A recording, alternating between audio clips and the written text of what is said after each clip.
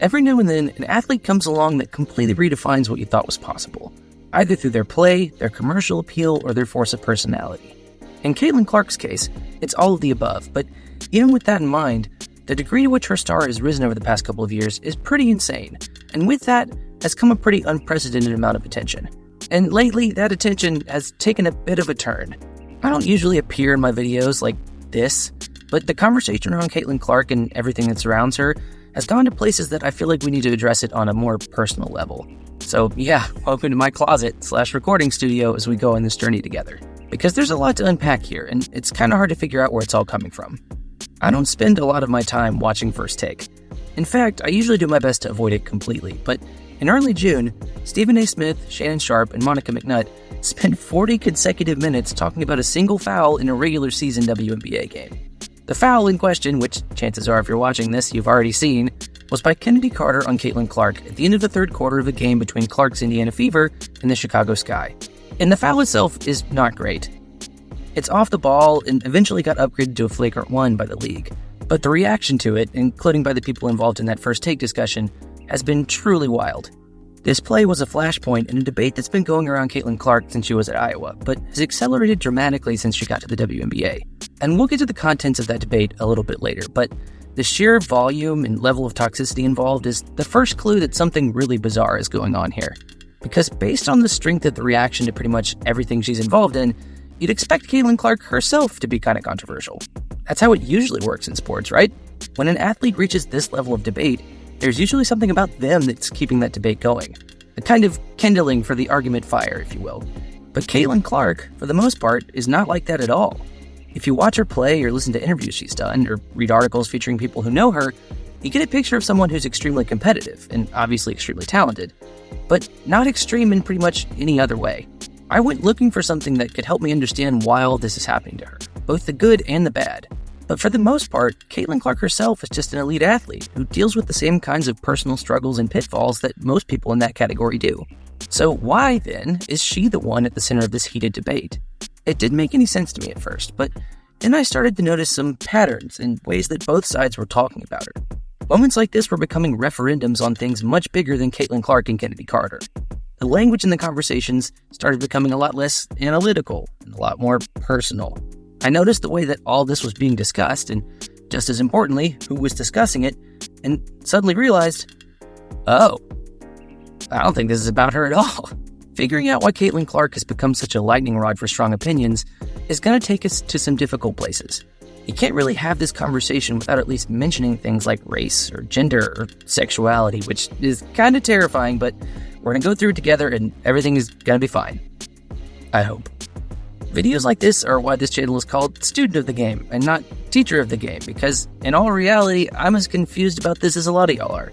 And all any of this is me just going looking for answers and then telling you what I found. It's basically just a slightly better edited version of that research paper that you had to write in 8th grade. But with all that being said, this has got to be one of the most fascinating sports stories I've ever come across, in large part because it's barely about sports at all. There are many Caitlin Clarks to discuss here, from what she means as an athlete to how she's become ground zero for a literal culture war.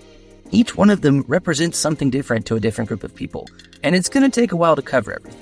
So buckle up, because in the words of Macklemore, there's layers to this playa.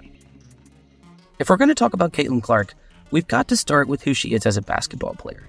Caitlin Clark's career started at Dowling Catholic High School in West Des Moines, Iowa, where she was State Player of the Year in back-to-back seasons, and soon faced a tough decision between going to Notre Dame, a national power and the choice favored by her family, and Iowa. But after a lot of deliberation, including a moment where she initially committed to Notre Dame, Caitlin Clark flipped her commitment and signed with the Hawkeyes, changing their program forever and taking her first step towards one of the most spectacular careers in the history of college sports.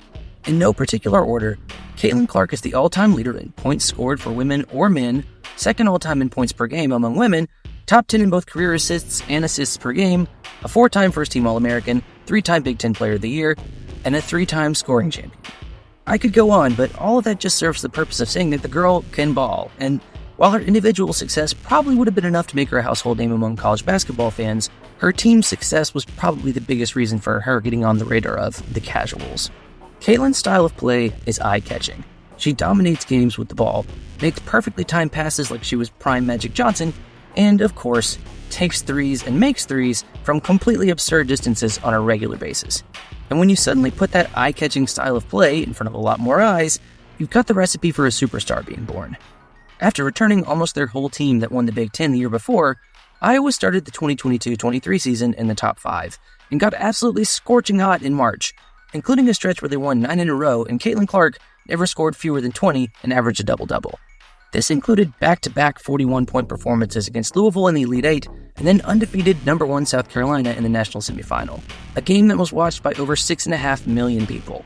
Iowa ended up losing to Angel Reese and LSU in the final, a game that we will absolutely be coming back to in a few minutes, but the Caitlin Clark effect had been proven to be a thing both on and off the court. Despite only having made one Final Four in nearly 50 years, the Hawkeyes made back-to-back national title games in 2023 and 2024, which Caitlin Clark obviously had a lot to do with. But to just assume that her talent was going to get Iowa where they wanted to go would be to undersell her development in the 4 years she was there. Because as dominant as she was on the court, her development as a person was arguably the biggest difference between her just being a good, exciting player and her being the leader of a winning team. If you're curious who Caitlin Clark is as a person, and you have a spare hour or so, you should rewrite Thompson's long read for ESPN from March 2024, right in the middle of their second tournament run. In it, you get a good sense of not only who she is now, but also where she came from in terms of her personal mentality. Thompson does not shy away from comparing what he calls Caitlin Clark's apex predator instinct to those of the greatest basketball players of all time. At one point in the article, he even refers to her as the ponytailed Kobe Bryant. Former coaches and people in her personal circle back that idea up without hesitation, but as badass as that might be, it's probably also been the biggest source of friction in her career to this point. In high school, and in her early days at Iowa, Caitlin Clark struggled to get on the same wavelength as her teammates. Or, as she would have probably put it, they struggled to get on the same wavelength as her. This is a pretty common theme in the development of these alpha dog types. From Michael Jordan to Tom Brady, the people who have the greatest understanding of the game and hold themselves to the highest standard sometimes struggle to connect with those around them, because they're literally, biologically, wired differently. From everything I've read about her, Caitlin Clark appears to be one of these people, and while that did cause some issues for her in the earlier part of her career, and is arguably doing the same now in her early days with the Fever, her personal growth in that arena is almost as impressive as anything she's done on the court. Before her junior year at Iowa, Caitlin started working with a performance consultant, not only to help deal with the stress that was leading to some of her bust-ups with teammates and coaches, but also to help her deal with her new level of fame. And I know it's not super surprising that the sports psychology guy is saying that sports psychology is a good idea, but in Caitlin's case, I really do think it helped a lot. Based on Thompson's article, working with her performance coach helped with stuff like controlling her body language in practice or integrating new teammates into the rotation. If she or another Hawkeye made a mistake, she put herself in a position to be able to learn from that and prevent a future one. And if you do that enough, you might be able to get yourself to back-to-back Final Fours. Caitlin Clark is an intense competitor, but she's also self-aware and intelligent to the point that she can adapt when she needs to. Both of those things tell me that she's probably going to be absolutely fine when it comes to adjusting to the WNBA, but they're also part of the reason that she's so engaging as a person. If you listen to one of her interviews, she may not be as controversial as the typical reaction to her might suggest, but she is self-assured and poised and gives off a lot of the same unquestioning confidence that you see whenever she's playing. For an athlete that's still just 22 and is still absolutely on her way up, Caitlin Clark feels fully formed as a sports figure, which is a big reason why she's one of the most marketable athletes in the entire country.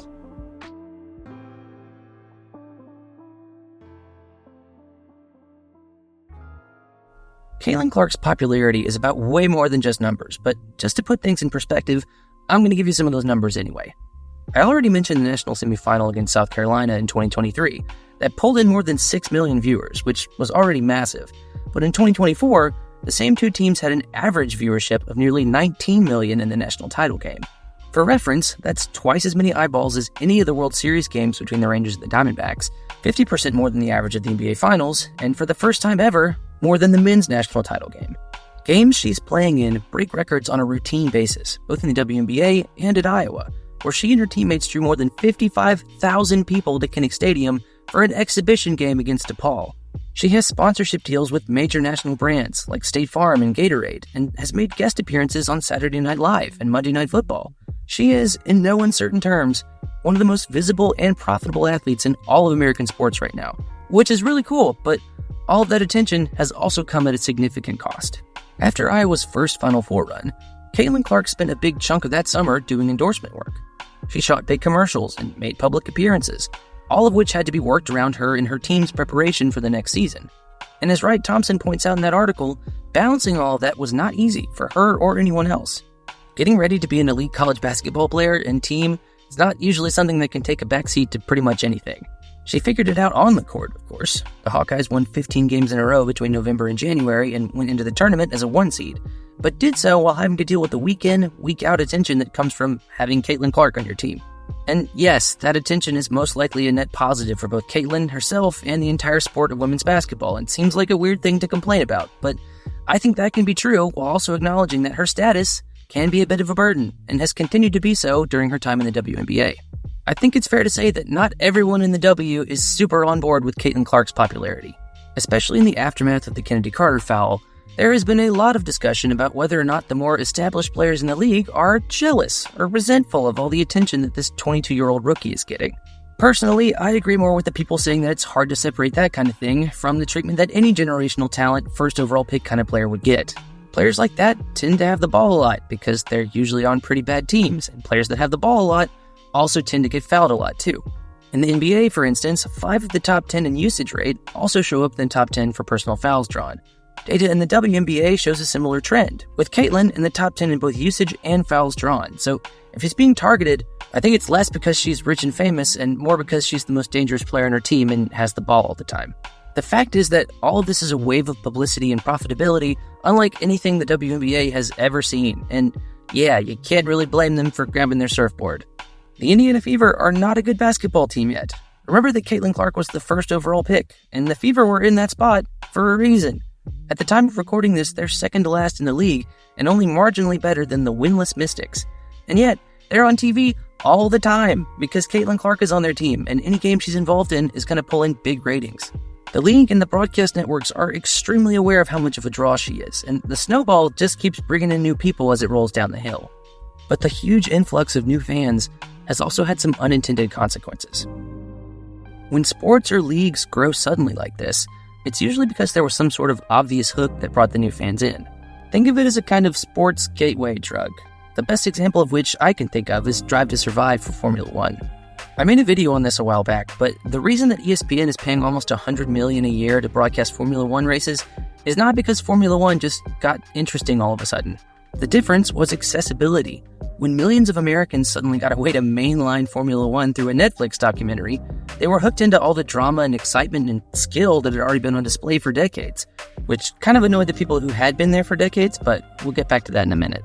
For me, accessibility is the wonder drug when it comes to making a sport popular. It's the reason that the Premier League has exploded in the US since NBC got the rights to broadcast it a decade ago, and the reason why it makes no sense for Major League Baseball to keep pushing people away through regional blackouts. It's the catalyst that accelerates the reaction, but once that explosion in interest happens, it takes a while for the ecosystem of that sport to adjust, and there are invariably growing pains, which is exactly where the WNBA finds itself right now. WNBA writer and commentator Howard Megdal made a really interesting point on an episode of the Locked On Women's Basketball podcast right after the stuff with Kennedy Carter happened. He said, "The WNBA is not a show, it's a competition," which really stuck with me because I think it gets right at the heart of a lot of the conflict happening here. Storylines are a lot easier for us to latch onto than really doing the legwork of understanding how a sport works.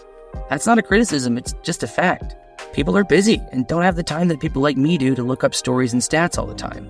My point is that if you're new to the WNBA scene, which based on recent events is pretty likely, your roots in the sport are probably not as deep as someone who's been watching it for years. Once again, not a criticism, just a fact. And if your roots aren't as deep, you're going to be a lot more susceptible to getting blown around by the shifts in the narrative winds. Gatekeeping fandom generally makes me pretty uncomfortable, but if you've been a fan of the WNBA for a long time, and you know the players that we're talking about going to the Olympics and how incredible they are, you're probably going to be pretty annoyed by all the people who are up in arms that one of the few players they've actually heard of isn't on the team. If you don't know who Kennedy Carter is, and don't know her story and her general role in the landscape of the WNBA, there's a good chance you're going to have a very different reaction to this foul than someone who does. Storytelling and narrative shaping are powerful tools when it comes to integrating new people into a sport. And here's the thing, big media companies know that and are going to alter their content strategy to reflect it. But like Howard Megdal pointed out, this isn't WWE. There's so much more here than just beef between players or contrived narratives. It's not even a documentary designed to bring that kind of thing out. It's literally just the league.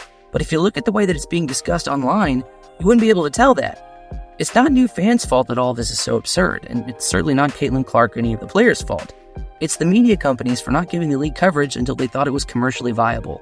And the coverage itself, especially when it comes to Caitlin Clark, reflects that absurdity to such an extent that I can't blame the WNBA lifers for getting annoyed about it. Everything that Caitlin Clark is involved in right now gets blown out of proportion to a genuinely insane extent. Kennedy Carter committing a flagrant foul on her off the ball gets turned into an actual assault that is used as proof of a league-wide vendetta against her. Her getting left off the Olympic team becomes more proof that everyone else in the league is either jealous of her success, including USA Basketball, I guess, or that she's overrated and never deserved to go in the first place. Literally anything that happens with Angel Reese gets turned into a full-on melodrama where every interaction, however innocuous and normal, gets analyzed to the nth degree. But you know who seems to be, not that affected by any of this? Caitlin Clark. Caitlin, can you tell us at the end of the game what happened? There's a lot blown up on Twitter about Angel Reese following you around, pointing to her ring finger and taunting you. Honestly, I have no idea. I was just trying to get to the handshake line and shake hands and, be grateful that my team was in that position. No, basketball's competitive. I get it. Sometimes your emotions get the best of you. Happened to me multiple times throughout the course of my career. People are competitive. It is what it is. And she's having a tremendous season. She's played great basketball in my eyes, probably in first place for 6th player of the year. And, it's just basketball at the end of the day. There's no grudges. There's nothing like that. It's a sport. It's competitive. It's not going to be nice all the time. That's not what basketball is. And I think people that play that at the highest level understand that. Caitlin, what was your reaction when you saw the USA team yesterday, the roster come out? Yeah, I think I'm excited for the girls that are on the team. I know it's the most competitive team in the world, and I know it could have gone either way of me being on the team, me not being on the team. So, I'm excited for them. I'm going to be rooting them on to win gold. Honestly, no disappointment. I think it just gives you something to work for. It's a dream. Hopefully one day I can be there, and I think it's just a little more motivation. You remember that, and hopefully in 4 years, when 4 years comes back around, I can be there. Zena Keita of the Athletic Women's Basketball Podcast made a really good point about how the environment for this gets created. There's not a ton of balance to how things involving Caitlin Clark or things in women's sports in general get talked about, and here's what I mean by that. If there's a piece written about Caitlin Clark's cultural effect on the WNBA, and believe me, there have been many, there might not be as many looking at the actual on-the-court basketball part of the story with that same level of analysis, or at least not that have the same level of visibility. If you're getting inundated with stuff about the league's storylines and not seeing as much about the actual lifeblood of the league, then yeah, you might get the impression that this is just a league of over-dramatized nonsense, especially as far as Caitlin Clark is concerned. But I don't like to point out a problem without at least trying to present a solution, so let's take a second to look at what the data actually says relative to some of the storylines surrounding Caitlin Clark. We already talked about how much she's getting fouled earlier, but what about how she's doing overall? Let's start with the bad stuff. She leads the league in turnovers by kind of a lot, but her usage rate and lack of experience in the league and time on the floor with her teammates kind of make that make sense. She's only shooting 32% from 3, but truth be told, she's always been a bit of a volume shooter, and it will probably take a while for her to find her shots in the highest level of competition she's ever played in. It's been a bit of a mixed bag for Caitlin so far, but considering her team is pretty bad and she's still near the top of most statistical rankings for rookies, I think we've got to view it as a net positive, especially when you see it compared favorably to other rookie seasons of great players like Sabrina Ionescu. And I don't mention all that to defend Caitlin. She does not need any help with that. But on that point, there does seem to be a bit of a divide on that topic. For instance, on one side, we have people like Tony Kornheiser saying things like this. Is there a living, breathing commissioner in the WNBA? Because if there is, that person has to say to all the players in the WNBA and all the coaches in the WNBA, hey, we're not going to have this anymore. We're going to make sure you understand these fouls are flagrant fouls. They're going to lead to ejection. If they happen more than once, they're going to lead to suspension. This season cannot be the hazing of Caitlin Clark. While we also have people like Howard Megdal saying that you don't need to ride in on a white horse to save Caitlin Clark. And for the record, I think both of those things are true. There's a line where physical basketball crosses over into something else, and Caitlin Clark has proven that she's tough and smart enough to handle herself regardless of which side of that line a particular play or statement from another player lands on.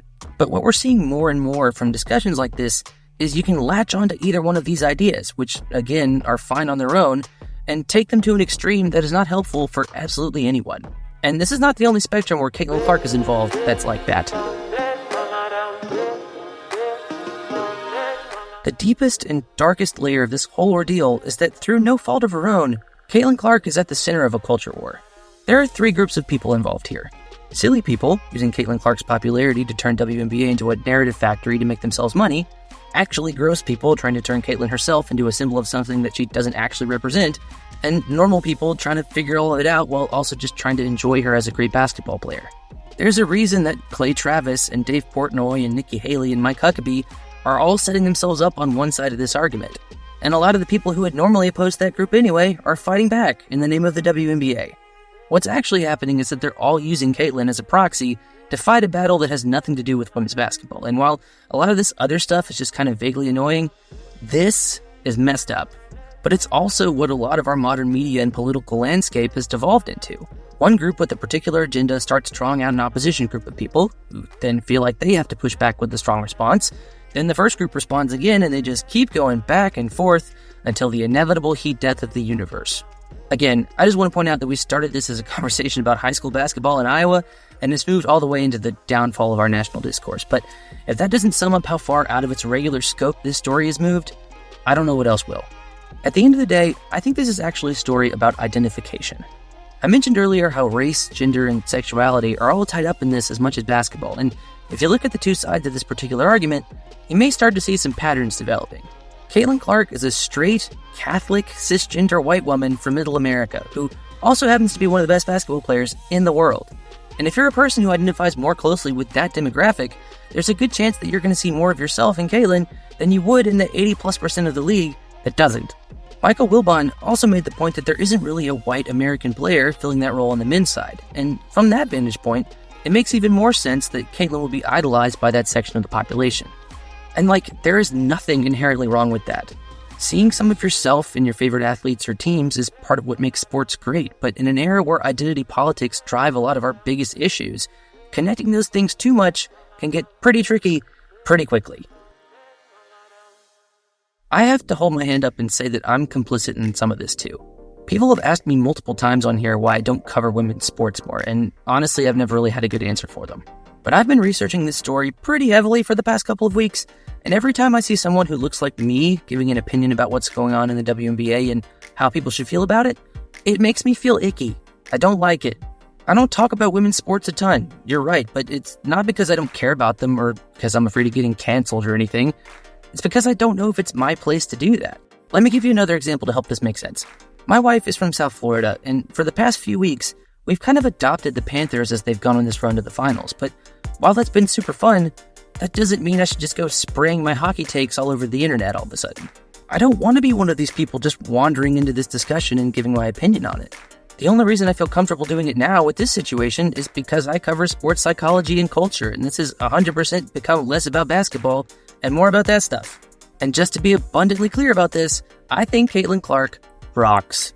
I am definitely one of those WNBA casuals that I just spent several minutes criticizing, but I'm having a great time watching her and her team try and figure things out. The Fever may be terrible right now, but they're super young and have a bunch of former first-round picks on their roster, and they're not going to suck forever. Probably. And if and when they do turn the corner and Caitlin Clark develops into the all-conquering superstar we know she can be, it's going to be awesome. But there's a non-zero chance that that never happens because of... I hate that I'm about to end this by agreeing with Colin Cowherd, but he kind of nailed the big problem with all of this during one of his segments the other day. Here's the ultimate respect that you can give Caitlin Clark. Treat her like a pro athlete, because that's what she is. I love the fact is this sport explodes and nobody in the media quite knows how to handle it, mostly guys. At WNBA, you got players saying, it's all love, we didn't do it in the streets. You got another one saying, I'll be the villain. Caitlin Clark saying, yeah, it's no big deal. I get knocked out all the time. I push people. They're not fragile. We are. He's right. Caitlin Clark isn't really doing anything besides being a 22-year-old rookie trying to find her way in the league. She is so much more focused on her own inward journey than any of the kerfuffle happening around her or about her. If you take nothing else away from this, let it be that the controversy surrounding Caitlin Clark isn't actually coming from her at all. it's coming from us. Ironically, if she were a little more opinionated, it would probably be harder to project stuff onto her like is happening now. The Caitlin Clark effect should be about what she's capable of on the basketball court, which is quite a lot, but in the past few months especially, it's morphed into something else entirely. And if there isn't a significant course correction, there's a chance that it will never go back the other way. And that will be a pretty unnecessary stain on the legacy of a player who has all of the potential to be an all-time great.